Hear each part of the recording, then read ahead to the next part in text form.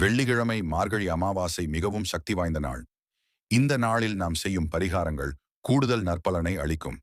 அன்று சுக்கிரஹோரை நேரத்தில் சுத்தமான ஒரு சிகப்பு துணி எடுத்து அதில் ஒரு கைப்பிடி கலுப்பு, சிட்டிகை மஞ்சள் தூள், குங்குமம், 3 ஏலக்காய், 11 எண்ணிக்கையில் கிராம்பு, கொஞ்சம் பெருஞ்சீரகம் வைத்து அதன் மேல் 6 ரூபாய் நாணயம் வைக்க வேண்டும்.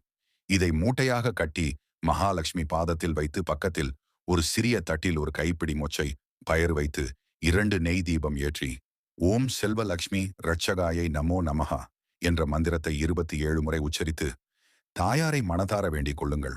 அந்த மூட்டை அங்கேயே இருக்கட்டும். மறுவாரம் வெள்ளிக்கிழமை மூட்டையை பிரித்து 6 ரூபாய் நாணயம் எடுத்து நான் சொல்லும் இடங்களில் வையுங்கள்.